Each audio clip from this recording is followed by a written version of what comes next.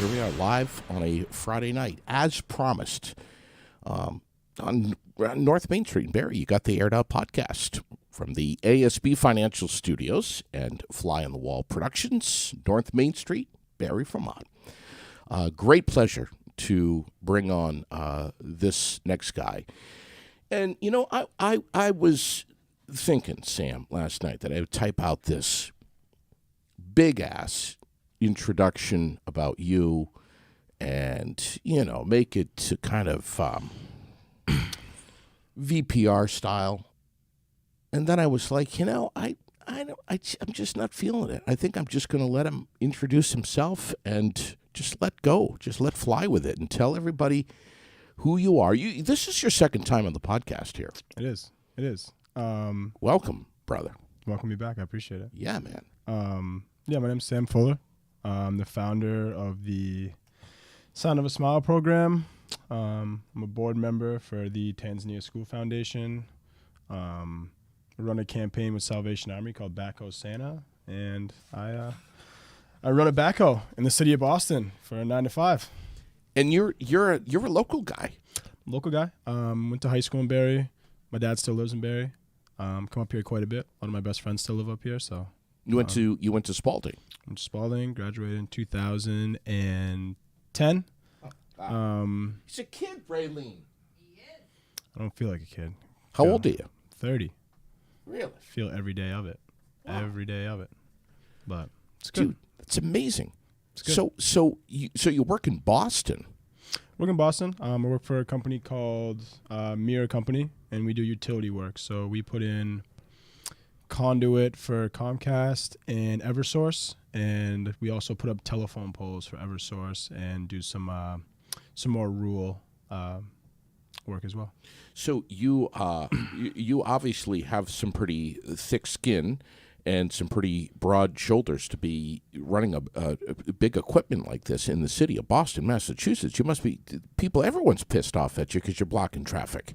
Yeah, I mean, people definitely don't like me during the day, but we're also the reason that people are getting electricity to homes, so it's a give take. That's right. Yeah, take a breather. Before we get into Sound of a Smile, what did you do last year? It was right around the time you were on the podcast here. You decided to throw a Santa suit on. What's that all about? So I did Backhoe Santa last year. I think I actually came up here. Backhoe Santa. Yeah, Backhoe Santa, excuse me. I think I actually came up here the day after it got on the news last year. But I raised money for the Salvation Army. I pitched an idea to my employer to let me ride around in the backhoe that I use every day. In Boston With a Santa suit and some Pit Vipers on. So and, how did you raise money for the Salvation Army doing that? So I just started a little campaign online, use social media, and just put up some pictures saying that I'm going to be raising money for the Salvation Army during this time for Christmas. I have some ties to Salvation Army with some of my friends who used to volunteer there and still do, some that work there as well. So started an online campaign, started to get some buzz the first day, and then second day, one of our supervisors called me at work and was like, hey, the news channel is going to come down and do a story on you, and kind of took off from there. So this is going to be year number 2. Yeah, I just had a meeting with Salvation Army on Tuesday. A guy named Major Carter, he works at the Kroc Center in Dorchester. So we are going to raise money for the Kroc Center in Dorchester as well as the Salvation Army in Manchester, New Hampshire. I actually just broke the news to the Salvation Army in Manchester today. I called a good friend of mine named Bob, who's been working in the Manchester, New Hampshire community for, I believe, over 30 years. He's just been doing great work in that community for the underprivileged. So I called him today and I was like, hey, we're gonna split the Backhoe Santa money with you guys in the Kroc Center, and it was awesome. How much money did you raise last year? We raised $5,050 last year, which was drastically more than I think I anticipated. And it was a last-minute thing for you. You said, I was just going to throw on a Santa suit, get in the backhoe, do my job, and make a fundraiser out of it for the Salvation Army. Yeah, and I think I might have told the story when I was here last, but one of the big things was it was supposed to rain for 2 days, so I was really trying to get out of doing any kind of work outside in the rain, and it just so happened that that's how it like played out. So I got to Oh do my that instead. God. It rained the first day, which was fine. Just drove around, and Wow. yeah, it was fantastic. So you've been back home here in Barrie for how long? I got here today. You got here today. Yeah. This morning I was actually in Manchester, New Hampshire, and I was a guest speaker at my alma mater this morning. So I spoke at Southern New Hampshire University at Really? 9:30 this morning to a business class. All right, let's dive in. Sure. Head first here. What did you speak about? I had been approached by a professor from SNU. His name is Chris Matthews. He was the teacher at SNU that came to South Africa with us as a chaperone in 2014 when I first went. I had reached out to him sometime last year to talk about the program and getting SNU back involved. And he worked with the teams that he works with. SNU's the acronym for what now? Southern New Hampshire University. Okay, got it. I'm so used to saying SNU. Yeah, I'm that's sorry. all right. And he reached out to me about doing a couple, guest speaking sessions with him. Wow. And the first one I did was virtual. That was October 14th. So I actually did that one from South Africa when I was down there. So we did that one from the learning center that we helped build earlier this year, and then introduced all the kids to the kids in the class. And then I got to do an in-person one today for about an hour and 15 minutes. A big thing I stressed was perspective, skills that you learn outside the classroom that are going to be a big part of your career and who you are in the workplace. Hell yeah. Yeah, because there's a lot that you learn outside the classroom that is going to help you a lot. That was Understatement. redundant, but Yeah, no. yeah, that, and then we spoke about making sure that those skills that you have that you know they're actually skills. I asked one kid, what his passion was, and he says that he sells shoes and hats on the side, and I said, "Do you have sales on your resume?" And he said, "No." And I go, well, why not? Right. So that was a big part. Also just talked about getting out and seeing the world. There's a lot to be learned from the world. That's right. People, communication skills, cultural skills, and those things will all play a part in your career. So that was a big emphasis on what I had today. Wow. Have you ever thought about doing like a TEDx talk? I don't think I'm TED Talk Savvy? material. Oh, yes, you are. But I would be happy to continue speaking to any group of people that are willing to listen to me babble on about the things that I'm passionate about. Well, that's it right there. I mean, as long as that's what you've got, you're good to go. Yeah. So 2014, this is when everything started. You go to South Africa with, tell me his name again. Nick Carey. All right. As through Southern New Hampshire University. Correct. For what reason? What did you do there? So we went down for a service learning program, which is a program that gets kids from the college to go down to, Dominican, South Africa, or wherever it may be, and do some humanitarian work, some volunteering. Like I talked about when I was here last time, unbelievable experience. A lot of first things there for me, first time not being a minority. First time in Africa, which was awesome in general. It was just, it was an experience that I wish was more readily available to the average person. So that's what I'm trying to do. How many other students did you go with? On that trip, I believe there was 13 of us. Okay. 12 or 13 of us. 12 or 13 of us. A few of which I talk to randomly now, but I've tried to get them all to come back, and I think only a couple have. So what did you specifically do during in 2014? In 2014, I was on a project for an elderly man. I cannot remember his name at the moment, but he is the grandfather of a girl named Ashlyn, who I'm extremely good friends with and have watched grow up the last 8 years. And we were building a handicap ramp for him to get into his house. There was another group that was rehabbing a home for a blind lady, which ended up being the grandmother of a young boy who is now a man named Fabian, who I still talk to on occasion, but I was just with him a couple months ago when I was in South Africa. We work with preschool, we work with a daycare. That was kind of the majority of what we were at in 2014. Obviously now that I've been going down in the last 4 or 5 years, we've evolved a little bit to being able to have an impact on more people in the village, more groups in the village, and just getting to know people more has been great. So 2014, you're there for how long? We were there for 10 days in total. We spent 8 days in the village. We spent 1 day, I believe, in Soweto, which is just inside or just on the edge of Johannesburg, I believe. We went to Nelson Mandela's house. Super cool experience. Very cool experience. I advise everyone to go to Africa at whatever part they want to go to. So this was a 10 days Sundays. out of your entire life that was a reawakening. This was a pivotal moment in your life. Massive. Maybe the most pivotal moment ever in your life. Not initially. Initially, perspective changing gave me a lot of, I think, opportunity to become wiser. And then, just as we talked about, my last time around here, the moment that really switched it for me would have been Nick passing away and then realizing the connectivity between going back as a remembrance trip for Nick and the work that Nick used to do, and that kind of now falling onto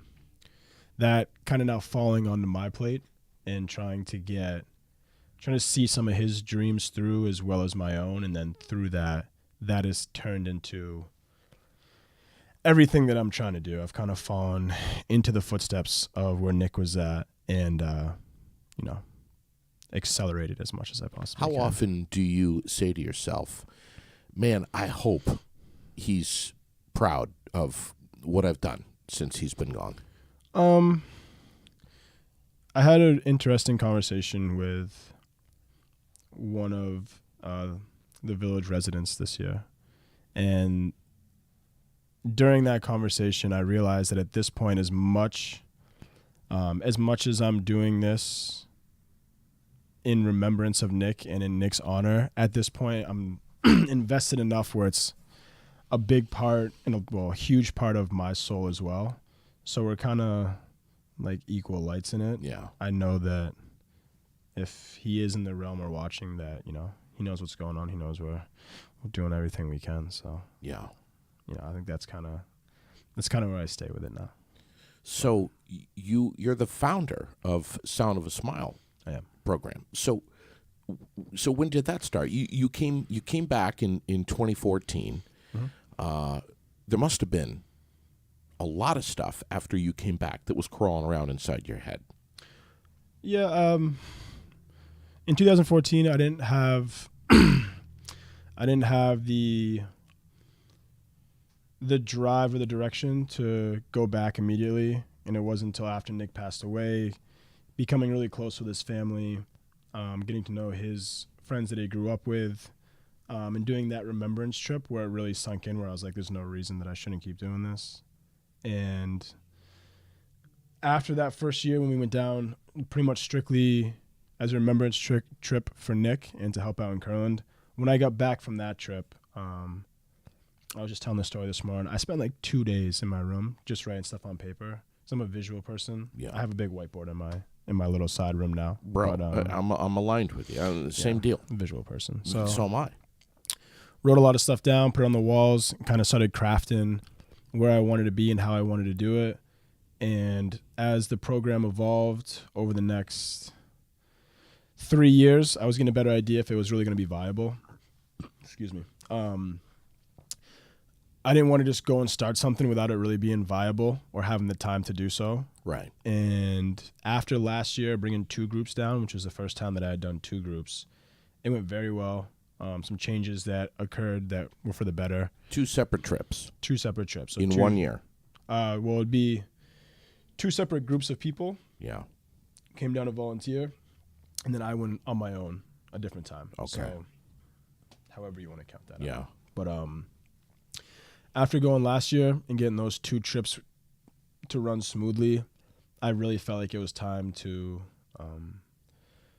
legitimize it more so I could get more funding. Sure. So I met a awesome individual named Alicia this summer for a friend of a friend who is a lawyer slash lady who works in the nonprofit field. Yep. And she was able to help guide me through starting a nonprofit in Massachusetts, which is not an easy task.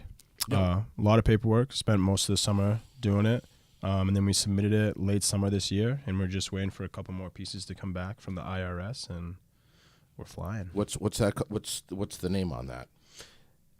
What's the name on what? On that nonprofit. Oh, it's a Sound of a Smile That's program. it. Okay. That's all it. right. So I just want to make sure it was viable and that it was something that could be sustained, And really get some traction. get some traction. I think we're on the cusp of getting some serious traction. I've been working on a lot of things kind of behind the scenes for the last 2-3 months. And I think those things are starting to come to fruition and kind of play out. So Yeah. we're on the cusp of doing some really awesome stuff. And I'm very excited for this round that's about to come up here in February. Some really awesome people that are coming, so I'm excited. When did you get back from Africa last? I was in Africa from September 21st to October 15th. Okay, so you haven't been back that long. No. And when are you going back? I leave in 48 days. So I'm going back January 20th, I believe. So you have a very patient employer in Boston Yeah. who understands that there's a prerequisite to whether or not he's going to have you as part of his team, because this is in your soul. For sure. My employer knows they're awesome. Mira has been the best best conglomerate that I've ever worked for. They know exactly what I'm doing. I was very upfront when I got hired. They're cool with it. Doing the backhoe Santa thing last year and that getting on the news Yeah. did not hurt Sure. my credibility. Right. So And it was unexpected. it was very unexpected. But I know the owner. I met the owner for the first time this year. His name's Narino. Awesome guy. And we talked a little bit about it, and he seemed very, very happy about it. So whenever the owner of the company you work for is happy about something, it's a win. Sure. When you did, what's the name of the company? We should throw some love It's at them. Mira Company. Mirra, Mira Company. How long are you gone for on average when you leave to go to Africa? So in the winter, when the groups go down, I try to stay for a minimum of a month and a half to 2 months. I'm hoping as the years progress on that I can spend 6 months of my year down there, or start to. Wow. That would be awesome, and that would also keep me sane and hopefully not too broke. Do you ever get anything in your head quietly that says, I might want to live there completely? Of course. I know that coming back, when I came back in March, earlier this year, late March, it was the hardest transition I've had coming back. I was kind of in a grumpy place Yeah. for like a month. Mhm. A lot had gone on down there, a lot of changes, a lot of great stuff, and it was just such a flux of emotions to come back and like get right back to work Sure. in like right. busy Boston. Yeah. So it It's was a major gear shift. for sure. What you're seeing, I mean, what you're experiencing, it's got to be culture shock. It's got to be, it's a whole different sensitivity. I can't imagine. I think the biggest thing is when I work in Boston, I know my job every day. I dig trenches. Right. I know what I'm doing. That's not necessarily work that comes from the heart. Right. When I'm Comes down, from the head. Yeah, and when I'm down there, I'm able to do stuff every day that is impacting someone or is helping someone have an easier day. So that kind of work hits oneself a little different. Of course. I'm like excited to wake up down there. You know, I wake up early. I go to bed late. Whereas here, like when that first alarm goes off in the morning at like 5 a.m., I'm like, Wow. you know what I mean? Wonderful. And then I'll get home late at night. I'm just cooked. you Yeah. know? But different style of work, but So I love it. do you have like a board of directors? Do you have a board? I do. So we create a board this summer. My board members are a good friend of mine whose name is Ray Gaffney. Ray Gaffney has come on the Sound of a Smile program. This year will be his 4th year. Okay. He's just like a social atmosphere genius, and he doesn't know it sometimes. But this kid has the ability of bringing people together and communicating with just about anyone, which is a really special attribute as a human being. He's also an accountant, luckily. Oh, yeah. So he's on our board. My good friend, Jess Acevedo, she works in young child education. She's an advocate for her community in Cambridge. Extremely intelligent lady. And she is one of the more driven people that I know. We do a lot of networking events together. She's also on my board. And then Alicia. She's a lady that kind of helped me start it. She's also on our board, and it's a very good board to start. I'm hoping, like I said, in the years to come to get enough funding where my board needs to be larger. So we're going to shift gears, and Raylene will maybe bring over some of the artwork. I can grab it if you want. Oh, I don't mind grabbing it. Raylene's going to grab it for you. So let's get into the art. Let's talk about this, because this is kind of the meat and potatoes of Sound of a Smile. This is yeah. Let's do one at a time. Absolutely. Probably show a few. So what's the story? And you've been on Aired Out in the past. You've told what this is all about. But for folks that are watching for the first time, what is this art? And show this. It's absolutely amazing. I don't know. I can't really see where I'm at. Yeah. How's that look? It's beautiful. Okay. So this art, I bring back art from South Africa. I work with a few artists and a few art dealers. This one specifically is from my friend Julius. Julius, if you're listening, we appreciate you. Julius is a really good friend of mine. He lives in Cape Town. Okay. And he owns a tattoo shop. So I met him looking for a tattoo when I was in Cape Town. We became really good friends. And out of nowhere one day, he's like, I know you've been selling art in America. Do you want me to send you some? And I said, yeah, of course. And he sent me like 50 of these, all different colors, all different schemes. But he's a phenomenal artist. We take these and we will sell these. And the money that we make off these will go to Curlin Village. So it's kind of like a self-restore when it comes to the funding, which is really cool. We're not only supporting the people that are making the art, but we're supporting the communities that they live in. So it's kind of a win-win, and all the art's beautiful. Like I said, I'm going to leave all these with you. You guys can put them on the wall and sell them, and we can go Right from here. there. Right here. Yeah, I'll leave. I think there's 7 over there that I'll leave with you.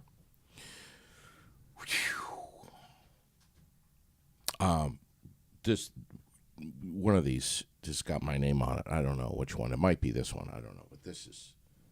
Tell us about this. So Julius is originally from Tanzania. He's been living in Cape Town, I believe, for 4 years now, maybe 5 years now. He's a phenomenal artist. He has some super big portraits. I wish I had a picture of one, or I wish I had one with me. But Julius has done some portraits that are like 6 feet by 6 feet. Wow. And they're remarkable in detail. But yeah, he's amazing. So a lot of them are done on kind of like that. I don't even know how to describe it. It's not parchment paper, but it's like a different kind of fabric that it's almost painted on. It's super thick paint, so these you don't have to stretch as much as ones that don't have the thick paint. Okay. But yeah, they're remarkable pieces. Look at that. This is amazing.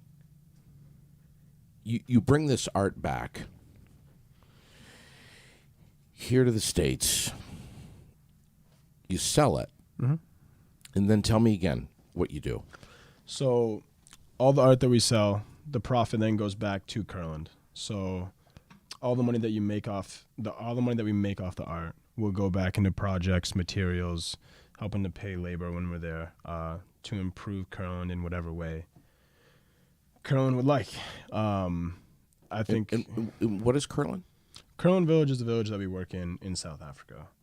So Curlin is the same place that we've been going since 2014. Spell that now. Kurland is Kurland Village. Magical place, as I highlighted when I was here last. But And you've come to know these folks in the village and their kids and everything. these are some of my best friends. Some of my best friends in the world. I've known some of these kids since they were 7, 8 years old. You know, they're turning 18. They're about. Some of them are turning 18 now. A lot of these people I've known for years now. I'm always so excited to get back down and see them. They're some of my best friends and some of the awesome people in the world. Tell me about this. These are from my friend Jimmy. Jimmy is like an art distributor for some artists in the village. So he works with multiple artists, gets those artists to create a bunch of art, and then he will go out to the markets that are a little bit further away from the village and sell the art for them. Jimmy's another very good friend of mine who I actually met just this year, but we've become quite close. These, I believe, are from an artist in New Horizon, which is a small township about 25 minutes from the village that we work in Kurland. I have a couple friends as well from there. But Jimmy's a great guy. Jimmy has a ton of art. Jimmy's like my number one art distributor when I'm there because he just has so much stuff and he's just a sweetheart of a guy. So Jimmy's a guy that we partnered up with earlier this year. When I was down in Africa this fall, I brought back some huge pieces from some of the artists that he had that we will be selling and raffling off at our fundraiser, which is January 12th. I'm going to plug myself right there. Where? The Porch in Medford, Massachusetts. All right. 6 to 10 p.m., January 12th. Okay. Bring all your friends. I know that you have brought some of this art and brought it over to Gusto's right here in Barrie. I have. We did a fundraiser there last August, I believe. Or not this August, but I believe the August prior. Okay. We raffled off some paintings over there. Big shout out to Dickie and everyone at Gusto's, Jackie as well. Some good friends of mine, awesome people.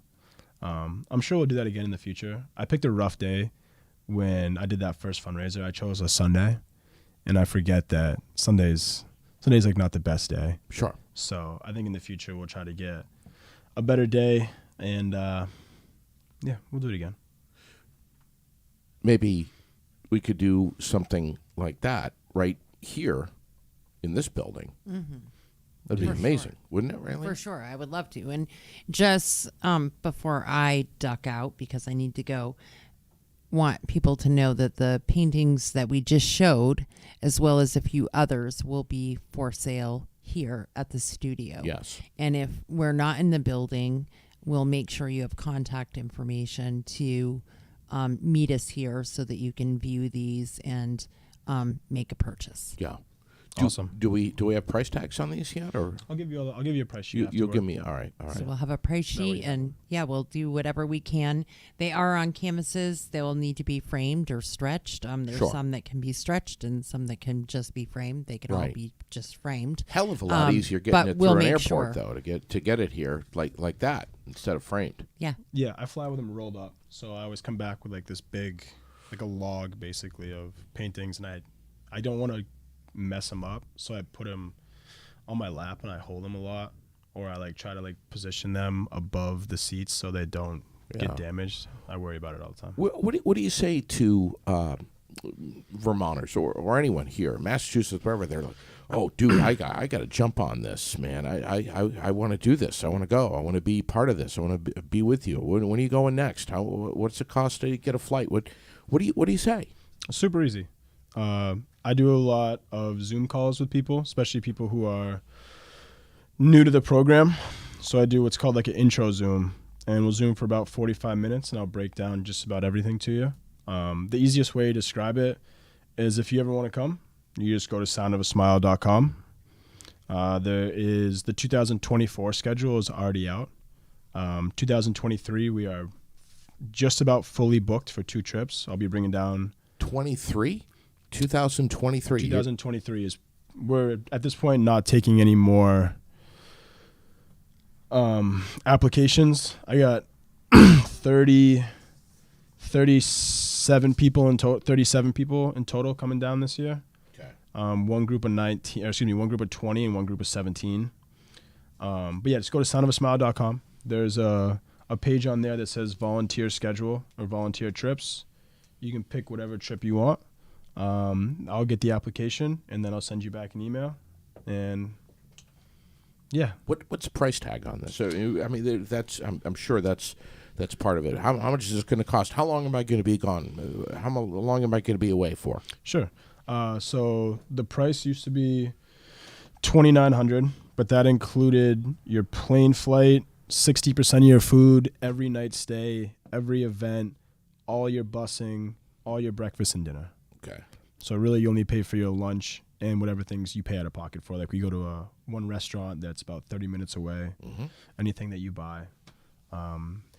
Now that I've kind of restructured the program, I let everyone buy their own flights, which has actually worked out better. I've had some people that were wanting to buy their own flights because they had points on a credit card. Okay. That would have saved them a lot of money. So I think, Interesting. Yeah. yeah, after this year, the price is going to be about $1,600, maybe $1,700, and then you just buy your own flight. Okay. Right around that. Wow. We're gonna test my theory this year with everyone. Yeah. And see how it goes. And this is not a. I want to ask you. Obviously, where you stay, where you sleep, where you eat, and all that. But this is not a luxury vacation. This is not something where you're going and sitting in a hot tub on the edge of the ocean and out gallivanting and eating fancy food every night. It's just different. Yeah, definitely not fancy. That's for sure. We stay at a place called the Rainforest Ridge, which is like a backpacker resort. It's about 1.5 kilometers behind the village, and it's built in one main lodge, which is a large building that sleeps about 10 people, a smaller lodge that sleeps about 4 to 5, and then 2 small cabins that sleep 2 apiece. Everyone gets their own bed. Some are singles, some are doubles. But it's pretty, not super tight quarters, but pretty tight quarters. Yeah. It's good for perspective. There's a lot of people in the village that are living in a much smaller area with a lot more people. So I think it's good to just, remind people of that. Yeah. The food's amazing. It's not luxury food price-wise, but the food is phenomenal. Where's it come from? Who's making the food? We eat in the village now. So the people in the village cook the food. It's phenomenal. It's phenomenal. Wow. I hope he's listening. My good friend Genrico, his mother, makes a meal called Fett Cook. Okay. And Fett Cook is like a minced meat and vegetable mix that you put in a sandwich roll. But the sandwich roll, the bread basically tastes like what we would consider to be fried dough. Okay. With like this savory potato that you put on top as well. A lot of meat, potatoes, vegetables, but the food's amazing. It's also much cleaner than the food that we're eating here in America. Can you ship some of that back to me? Probably not. But That sounds incredible. Man. it is. The food, I was just talking about this morning as well. I eat more down there, portion-wise, Yeah. and I lose weight because the quality of the food is that high, and most of the food that you get, all the resources are coming in from like 10 to 15 kilometers away from you. Wow. So I've had some gut issues in the past. Yeah. And like I never have issues. That's down there. incredible. It's pretty phenomenal. What is it? Every single day that you're what are you doing? Are you getting into the schools? Are you mingling with the kids? Are you building playgrounds? Are you working every day? I've kind of built this program schedule with kind of like peaks and valleys. So peaks and valleys is probably not a good representation, but when you first get there, I kind of intro you into the village. We do a walk through the village. I introduce you to a lot of my friends in the village so you can kind of get your grounding. We do a hike in the beginning, and we do some historical nature stuff just to get people intellectually involved. We do a walk through Monkeyland where you get to see a lot of the monkeys that are in the rehab facility. We hiked the Salt River, which is a river that runs out into the ocean, and then we kind of hike along the ocean. It's a beautiful area. You're working just about every day. Usually it's a full day and then a 2/3 day, full day, 2/3 day. There are 3 days out of the 16 of the trip where I take you on excursions. One of those excursions is a safari in the Addo National Park. If you're going to travel, Spell that now. Addo National Park, it's ADDO. Okay. And then just National Park. Yeah. We're only 3 hours away from it, and if you travel that far across the world, that's something that is really worth seeing. So I bring everyone on a small safari. We do a little river cruise. We do another day in Plattenberg Bay, which is a small city about 20-30 minutes away from the village.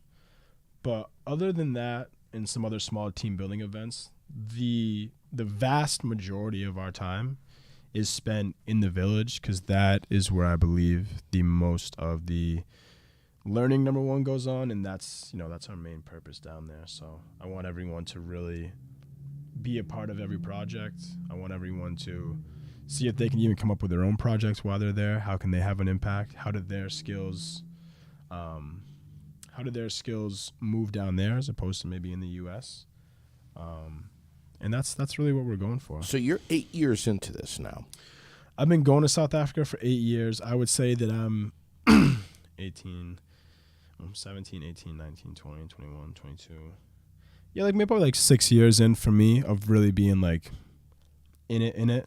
What's it like to see directly with your own eyes the impacts, the strides that you've made? I did a lot of learning this most recent trip in September and October, and something that I've been thinking about and talking about for the last few years is that I know that these small volunteer groups that I'm bringing down, we're not gonna save or change the world. That would be egotistical to think that a group of people who aren't necessarily tradespeople are going to go down and make this life-changing impact. That's egotistical to think. But these groups going down consistently has shown the community that I'm here to stay and I'm here to continue to help. The volunteer trips, though they do help and they do make an impact, the real impact is that those volunteer trips are going to slowly turn into kind of the marketing scheme. And we're going to be going for grants and large funding in the U.S. And that way, Bingo. the money, if I can get the kind of money that I believe that I'm capable of getting, it's the money that's going to be put into infrastructure, agriculture, education, youth development, community outreach. That is what's going to make the real change. But these volunteer trips, yeah, we do get a lot done. We've built a learning center, we built gardens, fixed up homes, worked at the preschool, the daycare. We built playgrounds. We've done some math, some reading tutoring. We've done sports camps. We've done a lot. But sorry to digress. The way I describe it to people is if Curlin Village was a boat and Curlin Village is steering their own boat, when we come down as volunteers, we are simply just we're getting on the boat and we're helping row. We don't steer the boat. Curlin steers the boat. This is their village. This is not my village. This is not anyone but theirs. So they steer. We are just there to help row the boat.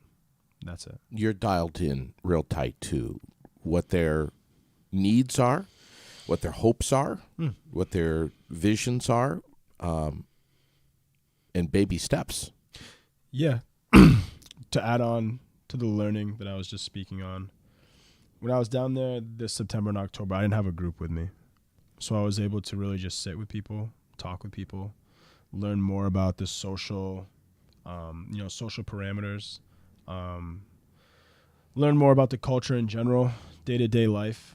And the more time you spend in a community like that, the more you get to learn. And the more that I learn, the better I can help make impact. So it's one of those things where it's just the more you do it, the more you ride a bike, the better on the bike you are. So at this point, I'm starting to get a pretty good feel to it, especially compared to where I was at in the beginning, because I really didn't know what was going on in the very beginning, and now very different now. Yeah. Very different, which is exciting. Yeah, you're getting some traction. You've got a board now for your foundation and your program. You're starting to get some more recognition in New England. Hopefully, this is something that's going to really start to you're really going to start to feel that it's creating its own momentum. I think a really good example of that is when I was here last December. I told you that I was going to try and get some high schools in Vermont to start getting kids on board for trips. It's very exciting to announce that I have my first Spalding student that will be coming down with us this year. I will not disclose his name, but a 16-year-old 16-year-old boy from Spalding, as well as his sister, who I believe goes to Berry City. So we kind of have our first high school younger group that's coming this time, which is really, really exciting. But to your point, it's one of those things where I was like, hey, I'm going to try to get some high school kids. And then kind of just through even saying that and wanting to do that, you kind of maneuver yourself into a situation where that happens, and it just happened to happen. So it's our test run with high school students. So I'm excited. Your message that we put out is to anyone who's even remotely interested in supporting what you do, either with a donation or purchasing some of this incredible artwork to support, or to inquire about becoming part of a group of volunteers on the next trip. You're wide open and available for any and all of that. I am always available. I tell people you can contact me via text, Facebook, Instagram, the website, email. I'll usually get back to you within 24 hours. You're just dealing with me, basically.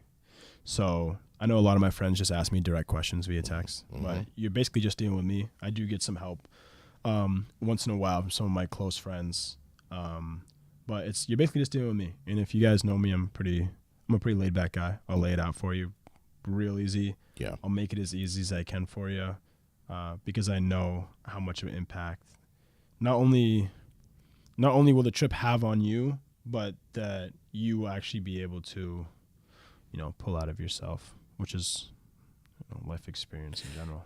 Can we share this up? Can we get tagged up with Sound of a Smile program on your course. Facebook page? Yeah, so there's a Sound of a Smile program on Facebook, the sound _of a _smile on Instagram, www.soundofasmile.com, soas.volunteer@gmail.com. You want me to run that back for you? One more. soas.volunteer@gmail.com. Those are all the ways you can reach me. I mean, you can also reach out to my personal account on Instagram and personal account on Facebook. That's totally fine too. Do we have any folks listening in Africa right now?